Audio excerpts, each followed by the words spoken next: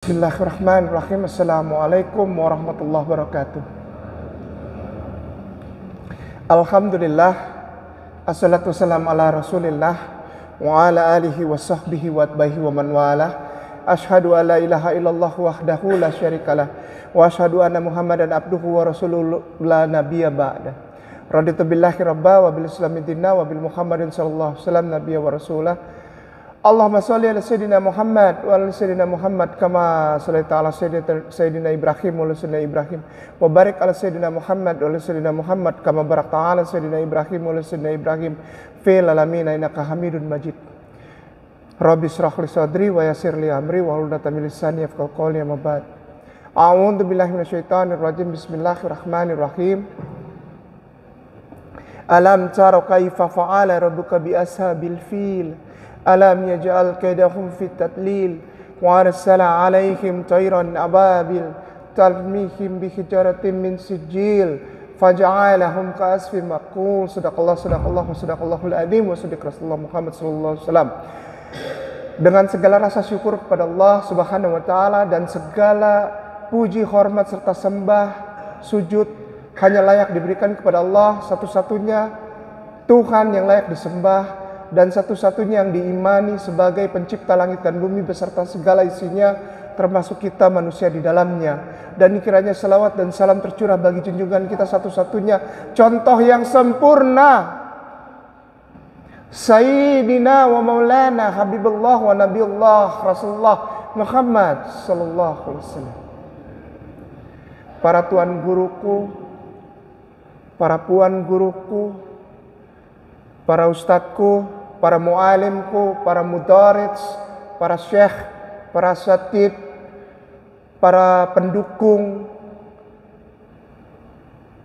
keadaan serta keberkahan yang ada di rumah Allah ini al-mubarakah, para sepuh yang juga turut ambil bagian di dalam kepengurusan DKM masjid yang disayangin, diberkahin serta dimuliakan oleh Allah Subhanahu wa taala. Jamaah salat subuh rahimakumullah. Insyaallah semua tuan guruku dan puan guruku, ustadz wal ustazah, akhi ukhti muslimin wal muslimah rahimakumullah, sehat semua, disayangin dan diberkahi Allah. Diberikan rizki dari tempat yang tidak disangka-sangka. Saya baru pulang dari perjalanan kemarin itu Sulawesi Tengah, Ustaz. Lalu kembali masuk ke daerah-daerah yang belum dijamah orang, hutan, asik seru sekali di sana. Dan salah satunya kita kembali mengunjungi saudara kita di Morowali Utara. Nama tempatnya Lambentana. Sukunya suku Ta'awana. Yang pernah kita datang ke sana kurang lebih setahun yang lalu, hampir setahun yang lalu kita datang, lalu alhamdulillah di sana 40 kakak disyahadatkan di tengah hutan bersama dengan para ustadz dari Dewan Dakwah Nasional, dari Majelis Ulama Indonesia, dan juga para dokter dari beberapa rumah sakit yang ada di Jakarta dan Surabaya. Kita masuk ke hutan dan alhamdulillah 40 kakak, Allah berkahi mereka. 40 kakak, jadi bukan 40 orang, 40 keluarga, termasuk keluarga kepala sukunya, alhamdulillah. Dan sudah dihitan. Pada saat kita ke sana itu sempat kita diberikan informasi yang luar biasa bahwa beberapa orang di sana itu tidak mempan dibacok, Ustaz. Tidak mempan ditembak. Jadi mereka ini sepertinya kayak orang-orang sakti gitu di dalam hutan. Tapi begitu dengar mau disunat, lari itu orang. Katanya yang paling sakti itu ya dia lari duluan, jadi dikejar sama Ustaz Rizal. Dicari dulu kemana ini orang, dilari. Takut disunat ternyata, Ustaz. Takut dihitan. Alhamdulillah selesai pada saat itu. Dan kembali kemarin dalam perjalanan dari Ambon masuk ke Banda Neira. Kita masuk ke wilayah-wilayah Indonesia Timur, Ustaz. Alhamdulillah. Dan tadi malam baru mendarat dari sambungan perjalanan tersebut Indonesia Timur ke Surabaya, Malang, serta beberapa tempat yang mendapatkan informasi kita bahwa di sana ada permurtadan katanya. Sampai satu kampung katanya dibaptis, dimurtadkan. Ternyata itu semua tidak ada. Tidak ada. Jadi sering sekali di media itu dibilang di daerah sini dimurtadkan, di sini ternyata nggak ada itu. Kita sudah datangi. Dan alhamdulillah Islam luar biasa menjadi pagar iman. Bukan hanya di Jakarta tapi di daerah-daerah, di pedalaman-pedalaman. Islam menjadi berkah, menjadi rahmatan lil alamin yang sungguh nyata. Dimanapun nama Allah, nama Rasulullah dikumandangkan. Muslimin wal muslimah rahimakumullah. Hari ini insya Allah saya selain memperkenalkan lagi lebih dalam apa yang terjadi pada saya sebelum mengucapkan 2 kalimat syahadat, tepatnya tahun 2009 tanggal 26 Agustus. Alhamdulillah sejak saat itu Allah percayakan saya untuk seperti ada dialog, ada ngobrol, ada dialog dengan saudara kita dari Indonesia, juga dari 14 negara lainnya, untuk ngobrol tentang iman saya, untuk mempertanggungjawabkan iman saya ini, iman Islam saya ini. Dan alhamdulillah Allah izinkan saya juga merasakan nikmatnya Ustadz, Tuan Guru, memegang tangan saudara kita sambil mengucapkan asyhadu an la ilaha illallah, menuntun mereka bersyahadat. Dan kemarin tadi malam itu mendarat di Cengkareng. Itu malam itu di Surabaya Allah izinkan saya bertemu dengan seorang wanita dari Bali, dan beliau ini sebelumnya beragama Kristen Protestan. Lalu ngobrol dengan saya 15 menit di Surabaya, dan beliau jauh-jauh dari Bali hanya untuk ketemu saya dan ingin menanyakan 1-2 hal. Karena ternyata selama ini dia juga menyaksikan video-video saya di YouTube. Lalu dia bilang, saya mau ngobrol dan saya mau patahkan semua argumennya Kainama. Oh baik, silakan. Perempuan, wanita, belum menikah. Dan setelah ngobrol ternyata baru 15 menit dia menangis. Dan dia bilang, dia panggil saya Bung, tuntun aku syahadat. Dan tadi malam kita tuntun dia syahadat, lalu sekarang sudah ditangani oleh Ayah Sofia Mualaf Center dan MUI wilayah Jawa Timur untuk diberikan segala sesuatu yang dia butuhkan. Dan perempuan ini Allah izinkan menjadi orang yang ke-1254 sekarang, alhamdulillah Ustaz. Termasuk dari 14 negara lainnya yang Allah izinkan saya untuk bertemu beliau, bertemu orang-orang ini di dalam keindahan Islam. Lalu saya tuntun syahadat, dan semuanya itu sudah tersertifikasi dari Majelis Ulama Indonesia dan Dewan Dakwah Nasional yang kantornya ada di Jalan Keramat Raya nomor 45. Para tuan guruku, muslimin wal muslimah, ustadz wal ustazah, rahimakumullah. Indah ternyata bukan dilihat dari maaf kelebihan materi. Wah, ketika kita pegang tangan orang, kalau muslimah, maksudnya akhwat itu kalau perempuan kita tidak pegang tangan, kita hanya tuntun saja. Tapi kalau yang laki-laki itu ada kenikmatan apa? Ketika kita jabat tangannya, lalu kita bilang ikuti kata-kataku. Bismillah, Ar-Rahman. Itu nikmatnya Tuan Guru, ya Allah, nggak bisa dibeli dengan uang ternyata. Beneran nikmat banget, apalagi kalau kita tuntun syahadat di dalam rumah ibadah mereka. Sahadatnya minta ampun. Masya Allah, Allahu Akbar. Maaf ya, jangan marah Ustazi ya. Wah, saya nggak tahu, saya memuji Allah dengan, wah itu rasanya luar biasa. Aduh, tidak bisa digambarkan. Tuntun syahadat tapi di atasnya salib. Segede lain gambreng. Dan itu yang kita tuntun pendetanya. Di depan jemaatnya.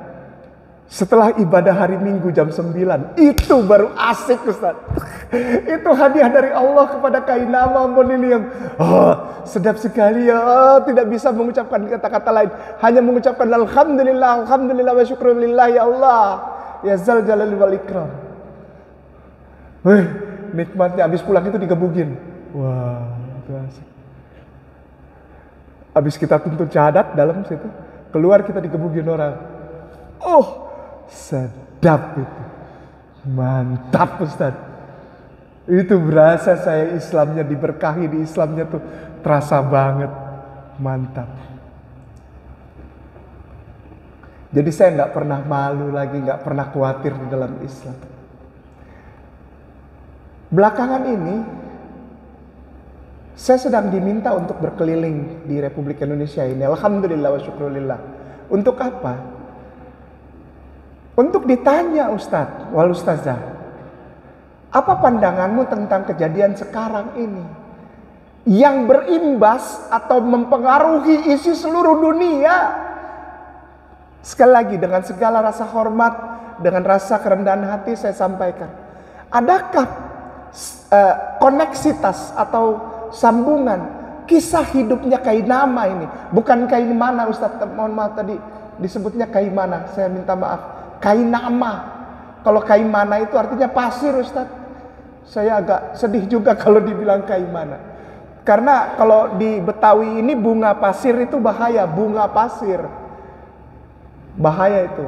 Baunya agak sangit juga itu. Nama saya Kainama. Diminta untuk memberikan satu paparan.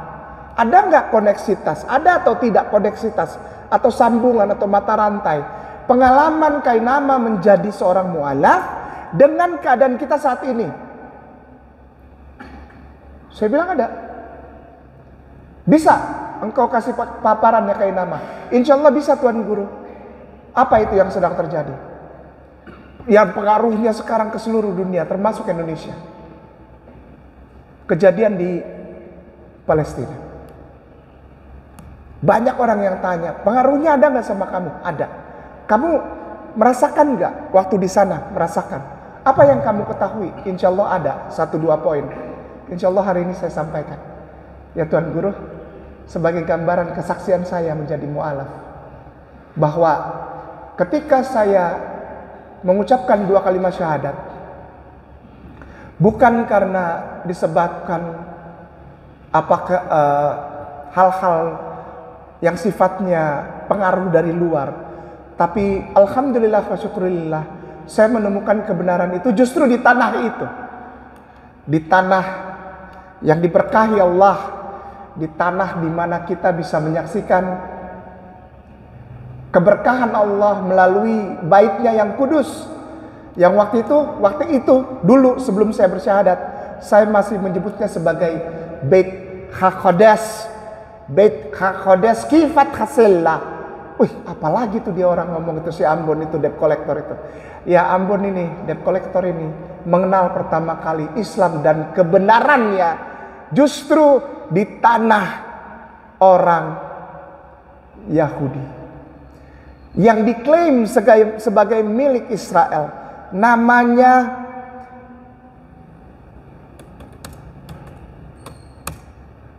sebentar. Ini tempatnya Gaza,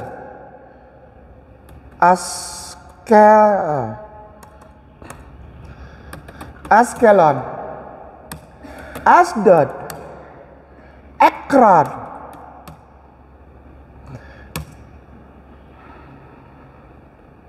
Di sini. Nah, ini nih. Nah, ini dia nih. Batas ini nih. Nah, nanti kalau Nanti kalau kita ke atas lagi ada tempat yang indah di atas ini. Namanya Haifa, kota pantai, kota kenangan. Gaza, Askelon, Asdod, Ekron, ini masuk di dalam pagar atau wilayah yang disebut sebagai tanah Kanaan. Tanah yang dijanjikan menurut orang-orang Yahudi itu kepada Nabi Ibrahim alaihissalam beserta keturunannya, atau disebut dalam bahasa Ibrani-nya itu Avraham Avinu ve Bein, dan keturunannya dan anak-anaknya. Lalu sekarang diklaim sebagai milik dari Zionis Israel yang sama sekali tidak ada hubungannya dengan Israel. Dan di Indonesia imbasnya sempat beberapa minggu serta kurang lebih 1 bulan yang lalu. Tuan Guru, saya minta maaf ya, saya minta maaf sekali. Muslimin wal muslimah di Indonesia yang sedang giroh untuk Palestine itu sempat goyang, Ustadz. Mohon maaf, jangan marah ya, Ustazah, jangan marah, jangan marah.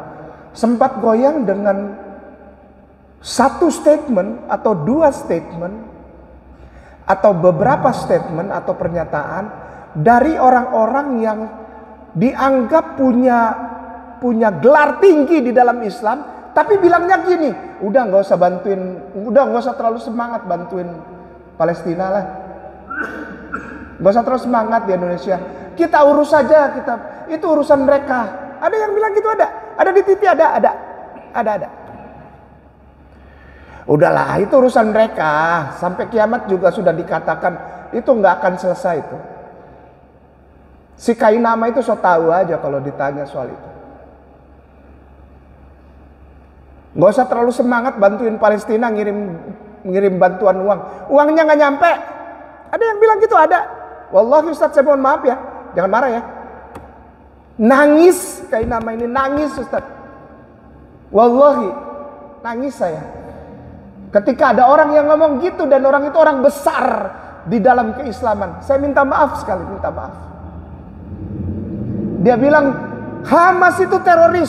Islam yang ngomong gitu. Nangis saya wallahi Ustadz. Saya tahu wilayah ini ketika saya justru belum Islam. Saya belum Islam. Dan setiap orang yang tidak Islam yang pernah ke sini pasti jatuh cinta kepada Palestina, pasti jatuh cinta kepada Islam, pasti dijamin. Dan tentu saja kebanggaan karena punya Hamas. Kebanggaan karena tahu kenal beberapa orang dari Fatah. Kebanggaan karena kita tahu beberapa orang dari para pengurus PLO. Kita punya teman-teman yang ada di strip of Gaza atau jalur, atau yang ada di luar di tepi barat.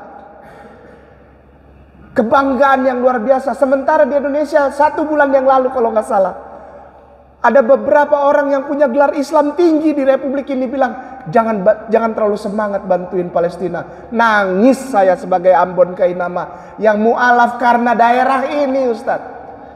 Saya mu'alaf tuh karena daerah ini. Di sini saya dapat keterangan. Di daerah ini Kainama dapat keterangan yang luar biasa tentang keindahan Islam. Wallahi saya nggak tahu, dan saya berdoa kepada Allah jangan sampai ada lagi orang seperti itu punya gelar Islam doktor tinggi, tapi ngomong tentang Palestina. Sangat sedih sekali saya dengarnya. Doktor, nangis saya. Ustadz, kalau orang Ambon tuh nggak bisa pakai bahasa yang halus-halus ya Ustadz, maaf ya, jangan marah. Maka itu orang Ambon tuh kebanyakan jadi debt collector, belum bayar 3 bulan, bayar atau mobil ditarik, gitu aja. Kita nggak pernah pakai pembukaan basa-basi yang terlalu indah-indah, nggak lah. Kita nggak biasa begitu. Saya apalagi nggak biasa. Lebih baik saya ngomong di depan pahit daripada di depannya manis, di belakang ditusuk. Saya nggak mau. Saya nangis Ustadz, dan saya bilang ya Allah, ini dipanggil Tuan Guru, dipanggil Buya, tapi kok ngomongnya gini tentang Palestina. Nangis menjerit hati saya. Karena saya justru mencintai Palestina itu ketika saya belum jadi Islam, Tuan Guru, wallahi. Insya Allah hari ini saya mohon izin, saya masukkan pengalaman saya ketika saya di sini. Ada satu tempat yang bagus, namanya Haifa. Ini kenangan saya nih. Ini masih satu garis sama yang tadi. Sama yang tadi saya bilang, Gaza, Askelon, Asdod, dan Ekron. Tempat ini indah sekali Ustaz. Wallahi. Ini di atas ini kuil ini. Ini sampai sekarang masih ada ini kuil. Tapi udah nggak dipakai, ini kuil aja. Kuil. Nah ini kotanya, kota Haifa. Kota pantai, kota pelabuhan. Jaraknya sekitar 152 sampai 155 kilo dari Yerusalem ke arah utara, naik lagi ke atas. Yerusalem di bawah. Nah, apa yang mau saya cerita tentang ini? Di sini saya pertama kali ketemu dengan tulisan yang ini, Ustaz.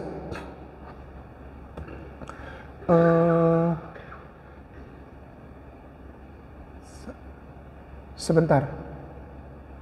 Ada satu tulisan.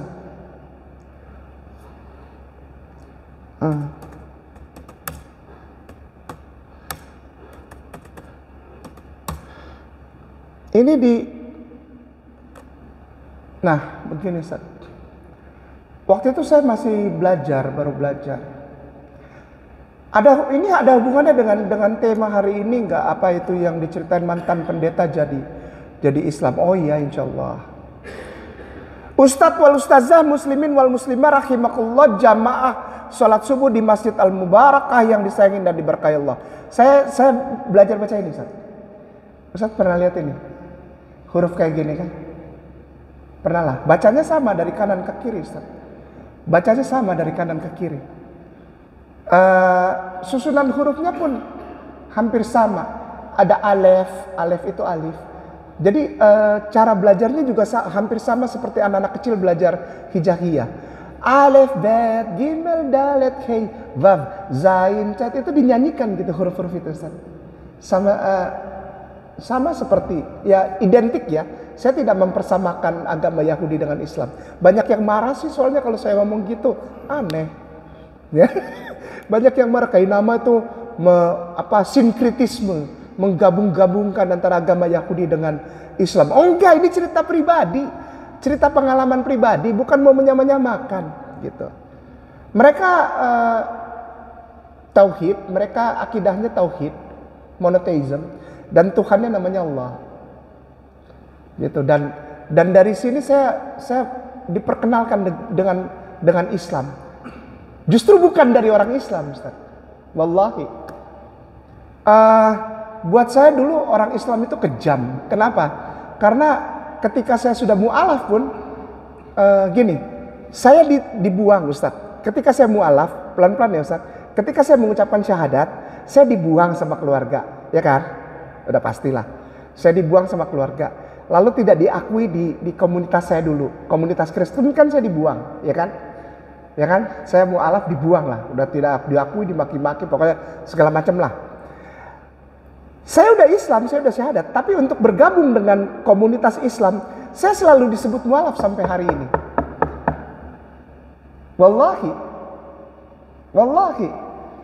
Saya sudah pegang tangan dan sudah menuntun syahadat 1254 orang. Tapi alhamdulillah sampai hari ini saya masih disebut mu'alaf.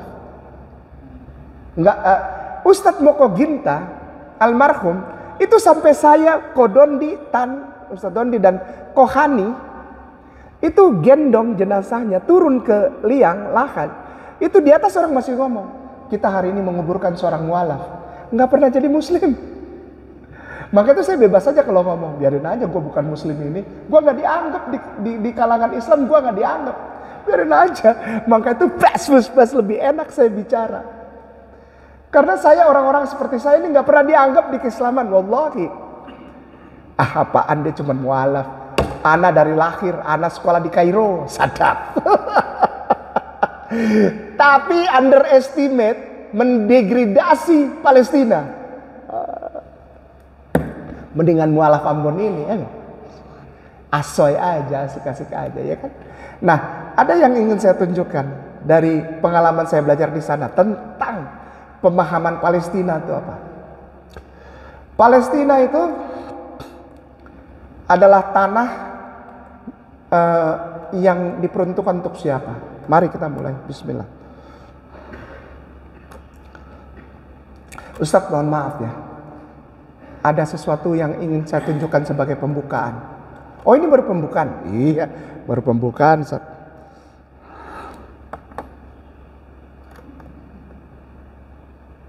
Nanti bisa kalau ada yang ingin lihat lagi, tanya, nanti saya kasih tulisannya. Apa-apa aja dasarnya. Ada yang bilang itu bukan Israel, bukan Palestina, tapi Israel. Kata siapa?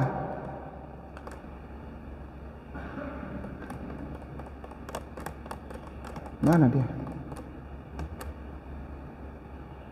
Kok nggak ada? Sebentar ya Ustaz, aku mau tunjukkan sesuatu sebagai pembukaan.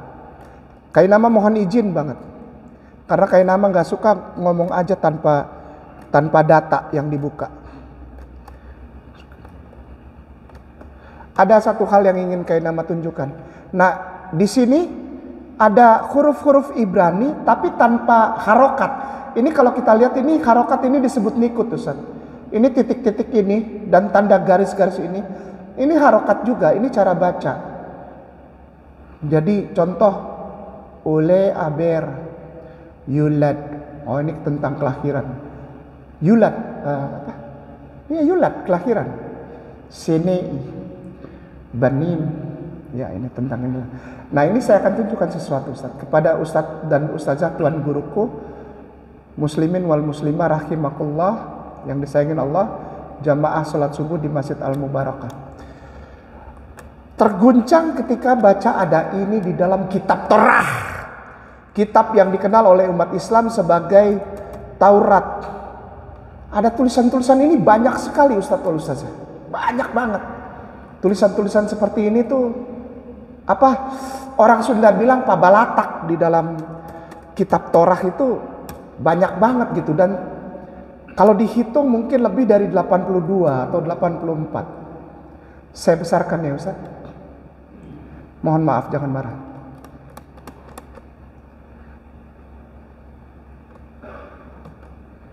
Ustaz tuan guruku, mari, mungkin bisa kelihatan Ustaz ya, akan berkurang di negeri Arabia. Ada suatu tempat yang akan mengecilkannya, bahkan sebelum kenabian Muhammad. Duar, kaget saya. Loh, ini apa? Tanah Arabia, tapi yang tulis para rabai Yahudi, yang bukunya itu, kitab sucinya itu namanya Tanakh, Torah Nevi'im Ketubim. Nama kitabnya Tanakh. Bentuknya seperti ini. Ustadz tuan guru mohon maaf. Bentuknya seperti ini. Nah, kitab ini sudah selesai jadi gurungan kitab seperti ini tahun 300 Masehi, 300 sebelum Masehi. Sekali lagi, 300 sebelum Masehi. Dan di 300 sebelum Masehi ini tertulis ini banyak. Tertulis ininya banyak. Waduh, mana lagi tadi dia? Aduh, kenapa ditutup? Tertulis seperti ininya banyak ini. Nah ini, nama ininya banyak ternyata. Guncang saya Ustaz. Termasuk keterangan tentang siapa pemilik tanah Palestina itu. Sekali lagi dengan segala rasa hormat Ustaz. Banyak orang sekarang ngomong di TV nasional, tanah ini begini, ada masalah. Saya mau lempar pakai telepon beneran. Kalau nggak pakai gelas aja lah. Udah nggak tahu gitu. Keterangan tentang tanah ini milik siapa aja ada di sini Ustaz. Wallahi ada. Maka itu kemarin saya sempat ngobrol lama dengan Babe Haikal tentang hal ini. Babe Haikal bilang, antum sini kita ngobrol. Antum waktu di sana di mana? Saya cerita gini. Oh, saya tahu ini gini. Kita ngobrol aja. Dan asik ngobrol sama Babe itu asik. Tentang tanah Palestina. Ustadz dan Tuan Guruku yang mulia, dari sini saya dapat lagi yang ini, Ustadz Tuan Guru.